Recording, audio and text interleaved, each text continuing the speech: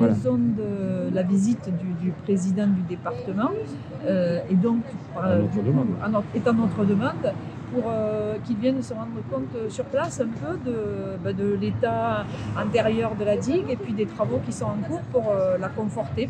Voilà, donc c'était intéressant qu'ils se rendent compte sur place du travail très particulier et très important qui est en train d'être effectué par les services du département et des entreprises qui travaillent.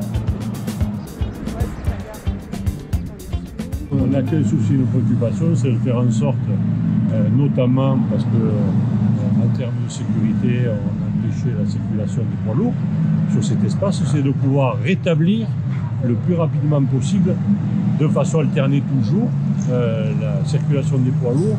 Et en théorie, si les travaux engagés, la pose de tirant qui est en route en ce moment, est réalisée, eh bien, deuxième quinzaine d'avril, parce que s'il n'y a pas de problème technique particulier ou climatique, eh bien, permettrait de rétablir de façon alternée les poids lourds. Toujours alterné quand même. Toujours alterné jusqu'à fin juin où le mur de confortement sera fait sur ces 110 mètres concernés. Là, qui sont... Donc, ce qui veut dire qu'entre le 15 avril et le 30 avril, on pourrait considérer que la route est sécurisée par ces tirants et qu'à partir de là, on pourrait réouvrir la route à simple sens et au poids lourd. Et lorsque le mur de confortement sera fait, normalement fin juin, évidemment, si se met à pleuvoir beaucoup, les intempéries retardent forcément les travaux. Mais si tout va comme aujourd'hui, fin juin, la circulation sera rétablie dans les deux sens. Donc, on verra qui paye quoi et ça, et comment. Le seul qui va faire le matelas, c'est Didier. Après, nous verrons qui paye la peinture, qui est le mur. Pour le moment, c'est moi. Et est-ce que les restes de la digue, en fait, parce qu'il n'y a pas que ce morceau, posent problème ou est sous surveillance? Bien sûr, oui, la digue est sous surveillance. Bon, à ce jour, il y a des capteurs, des radars qui, toutes les 3 heures, font un point précis, je dirais, sous l'autorité de l'État, avec les services du Conseil général, qui a mobilisé une société très spécialisée sur la question et qui assure, je dirais, l'étude de l'ensemble des travaux. Évidemment, quand ces 110 mètres dans le virage seront réalisés, eh bien, c'est les 700 mètres totalité de l'ouvrage où les études sont engagées pour engager les travaux, mais là, pas en procédure d'urgence, en procédure normale. Voilà, donc ça veut dire à peu près un an d'études, là à peu près, et les travaux prévus pour 2020-2021. Ce sera encore beaucoup d'argent à dépenser. Oui, ça sera encore beaucoup d'argent. 5,2 millions d'euros hors taxes à ce jour, avec des financements de l'Europe, de la région, bien sûr, du département, qui assure la maîtrise d'ouvrage de ce chantier, de l'État également, de l'EPTB, du Gardon, un CESMAGE, et bien sûr de la Codales. Combien il y a? 36. Et là, vous en êtes à combien là? Là, les forages ne sont pas validés encore. Là, c'est en phase de préparation. On met des panneaux pour l'appui, pour les barres après, pour tenir le mur. Ouais. On fait des avant-trous au carottage. Ça, c'est que des avant-trous. Après, il y aura les forages derrière. D'accord. Vous allez à quelle profondeur là?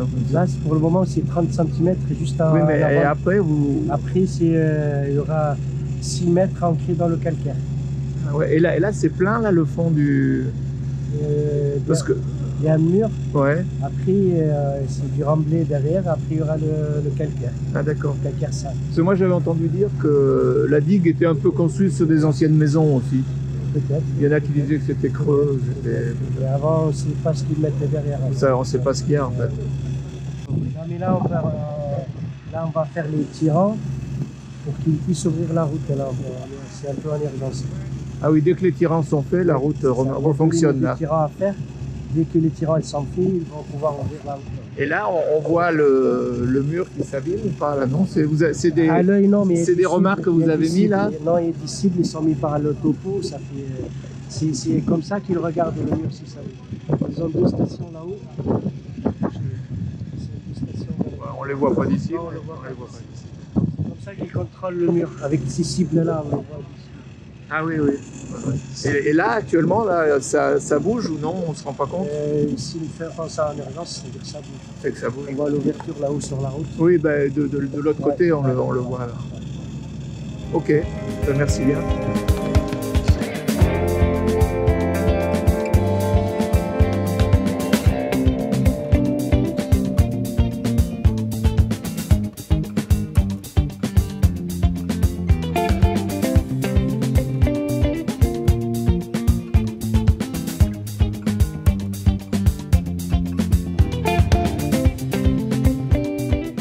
Simplement, notre seul souci, c'est de faire en sorte que rapidement, la circulation puisse reprendre pour les poids lourds, parce que c'est un enjeu pour l'activité économique, et ça c'est donc programmé pour la deuxième quinzaine d'avril, et puis fin juin, l'ouverture à la circulation pour la période touristique, pour créer des conditions les meilleures. Pour remercier les services du département qui font vraiment le maximum pour que ça soit le plus rapide possible, ainsi que les entreprises qui travaillent, qui ne comptent pas leurs heures.